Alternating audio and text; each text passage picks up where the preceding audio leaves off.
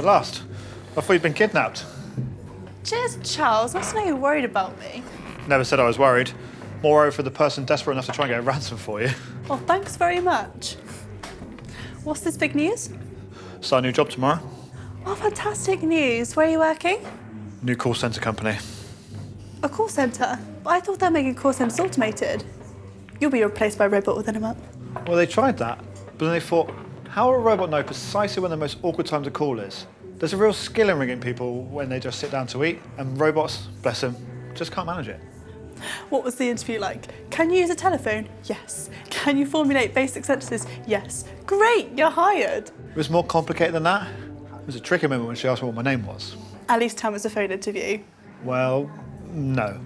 But they did ring me to tell me I got the job. Ah, so that's the final test. If you can't answer the phone to hear you've got the job, then it's probably not for you. Well, I think they assume that once you reach the age of 20, you're pretty familiar with the telephone.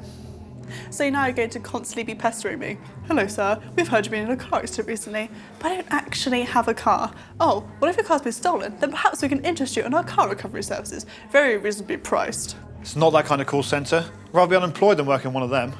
It's more of a service for people who want to complain. So we're dealing with those idiots who write complaining letters in a strange belief anyone will actually pay attention to them. Well, yeah, but no one writes letters these days, so it's more of an up-to-date way to vent. Sounds like a sex chat line to me. You've been phoning some very weird numbers. It's totally different. Apart from the fact that you're answering the phone and making a lot of lonely old men feel happy, and they have to pay through the nose for the opportunity to groan. Well, I guess it is called the TeleMoan company. Couldn't really be more obvious, could it?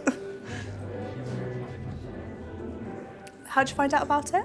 Oh, they've been advertising in the papers for a while. Oh, cool.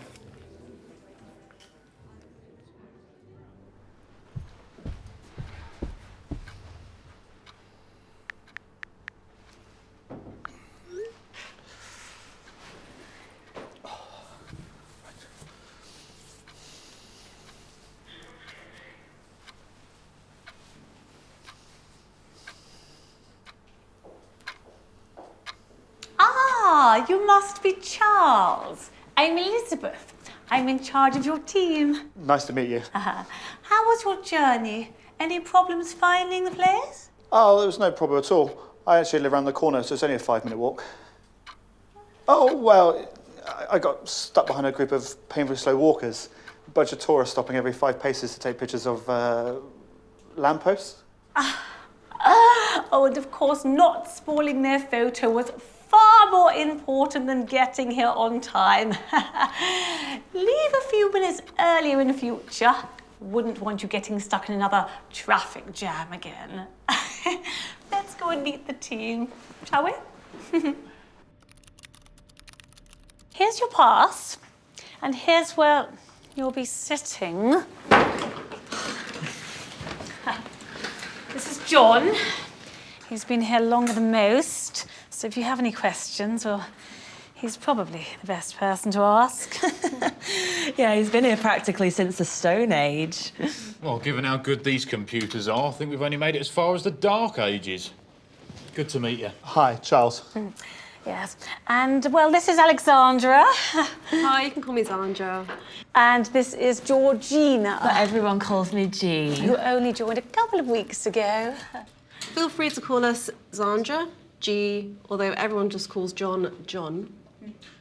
Well, if you want, I'll usually answer to "Oh, wise one," or "Great and powerful overlord." What about you? Are you a Charles or a Charlie? Oh, well, I guess Charles is a bit more professional. Right, I'll go and get the stuff you need. I'm feeling a bit overdressed currently. Well, I wouldn't worry. We've all turned up overly formal for our first day. Except G. The closest thing she comes to smart is wearing a pair of jeans that weren't torn to shreds. Just because you don't recognise what's in fashion these days. So you're from uni, or did you come straight from a job? I'm straight from uni. Well, I had 9 months exploring my career options, trying to work out what vocation was best suited for me. You mean you were unemployed? Yeah. Right, so here's a copy of the suggested script. Now, it is a little prescriptive, so do feel free to adapt. Step 1. Say, good morning. You've reached insert name here. Note, say your own name where it says insert name. Step 2, say, how are you today? Then pause for response. Step 3, you will probably be asked how you are. If so, say I'm fine, thank you. How closely do I need to follow this? Oh, to be honest, you might as well skip most of it. Of course we'll get into some issue after midday. Do you think you can handle the level of improvisation to say good afternoon? Or would you like a separate script for calls after lunch? Don't joke about it. That's not the first version of the script, Charles. We had to veto that version as it offered a separate script for every possible answer to the question, how are you? Now, we were going to let you listen to a few of the calls to get a feel for what it's like. Oh, that'd be ideal. Unfortunately, we had some technical issues trying to plug 2 headsets into one phone. Specifically, the phone short circuit.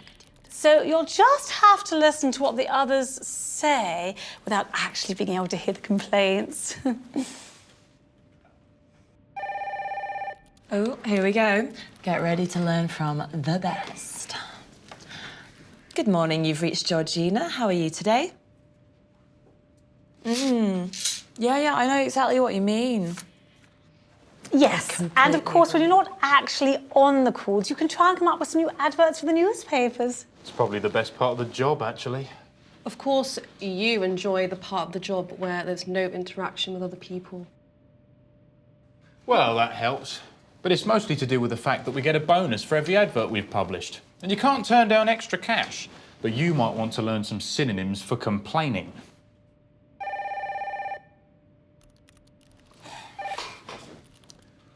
Hi, John speaking. What would you like to complain about?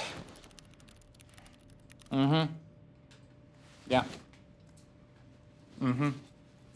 Yeah. No.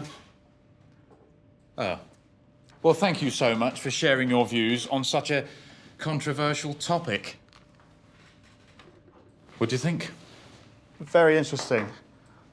Tell me, is that normal? Well, the calls are pretty boring, so you've got to do something to keep yourself entertained. Really?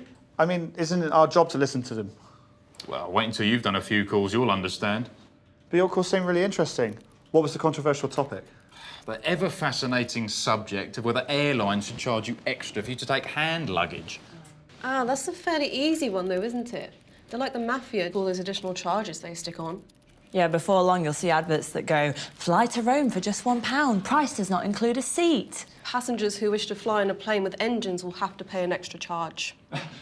Please note, plane will land at a nearby Rome Etna airport situated a convenient 500 miles from the Colosseum. Oh, well, quite frankly, I would take that and all the extra charges they stick on it, as long as I knew that my luggage would end up at the same airport as I do, preferably on the same day. So, you don't enjoy a game of luggage roulette? Watch the carousel go round, realise your bag isn't on there, but just grab whichever bag you like the look of the most? If you're really lucky, they would have packed for a similar climate to wherever you've gone to. So true. I went on a skiing holiday to the Alps once, which was completely ruined when our bags got swapped with the bags from a flight to Melbourne. Well, I would have thought a didgeridoo would have helped with the yodelling.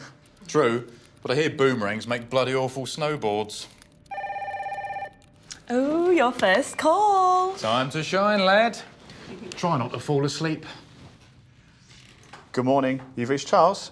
How are you today? I'd like to complain about the diabolical quality of the railway. My train has been delayed every single day for the last year. Oh, it's terrible. And the excuses are dire. I guess if there's snow, it's reasonable for them to go a bit more slowly. Doesn't seem to be a problem in Scandinavia, of course. But leaves on the track? What are they worried about? That a landmine will be concealed under an innocent leaf? When spring came, I thought there wouldn't be any more weather-related excuses, but no! The rising sun hits the track at the perfect angle to blind the driver. It's been doing that for 120 years, but no one has thought to give the driver a pair of sunglasses. But that only lasts for a month. Then the sun gets a bit higher when my train leaves. It's disgraceful. The heat was too much for the tracks, and they warped. Not a problem in Australia when it's about a million degrees, but as soon as the temperature here hits 25, the trains grind to a halt. The Japanese can get their trains on time despite earthquakes, hurricanes, and nuclear disasters, and ours gets foiled by a simple leaf. Oh, it's terrible. And you have to take out a mortgage to afford the ticket. It's cheaper to fly from Newcastle to London via Spain than get the train. It's bloody... Jesus Christ! Well, what's the matter? Sorry, I just had some boss that nearly drive me off the road. Bloody fool! I bet he was on his mobile. Oh, don't you hate it when those drivers use their mobiles while driving? Well... And what does the government do about it? A few rubbish adverts. Mind you, there's no telling some people. I just drove past one of those boards warning against drivers making calls, and that bastard must have totally ignored it. Don't you think... Hey, he could have killed me. Imagine that. You sitting there talking to me, suddenly a massive bang, and then a silence. You'd be sitting there going, can you look, I hear really me? think... Wouldn't that be hilarious? All right, well, pleasure talking to you. Thanks for letting me vent. That's okay. Glad to have helped. What happened? You sounded pretty worried. Oh, well, there was someone complaining about how people use their mobiles while driving, but then it turned out that he was driving too. So he was driving along thinking, you know what really gets my goat? People who use mobiles in the car. Man, that annoys me so much. I think I'm going to complain about it right now. Well, actually, he was originally complaining about the trains, but then we got diverted. Oh, well, fair enough to complain about the trains. I got the train into work and I can't remember the last time I got a seat. Do people not offer you one? I swear most trains I've been on have priority seats for the old, infirm, and less able to stand. Anyway, G, you've only been getting that train for 2 weeks. It's hardly an eternity. Well, all I know is I've spent so much time sitting on that luggage rack that most mornings I feel like a suitcase. Well, I would have thought the floor would have been slightly less uncomfortable. There's no room. All the space is taken up by those stupid folding bicycles. You know, the ones that fat businessmen ride to make up for the fact they're driving gas guzzlers the rest of the time. Yeah, those things are a nuisance. My commute was fine until they were introduced. And now the streets are awash with overweight, sweaty, middle-aged men in Lycra. Some of those shorts are enough to make you vomit. The colours are bad enough, but, geez, some of those cyclists are an advert for exercise not working. But surely it's better for the environment if they cycle. And fair play to them for wanting to get fit. I have nothing against cyclists per se. It's just the fact that they try to dress up like they're Bradley Wiggins on the final leg of the Tour de France. Yeah, but what about the drivers in their midlife crisis sports cars? Surely they're every bit ridiculous. It's not just about looking ridiculous. What gets me is that cyclists seem to assume that the rules of the road don't apply to them. My husband was knocked down by one of them that ran a red light only a couple of months ago. And even today, the sound of a bicycle bell sends him diving behind the nearest wall. But you must understand that they're all riding around on those Olympic standard racing bikes. You know, the ones with the brakes 6 feet away from where their hands are, and nicely positioned so that if they want to reach them, their nose rubs against the handlebars. So it's like they either see where they're going or they reach the brakes, but not both. So really, it's not their fault they can't stop for a red light. And those clip-on pedals. Try to stop with them, 9 times out of 10, you'll fall flat on your face. Well, back to work. Hi, my name's Alexandra. What can I help with you today?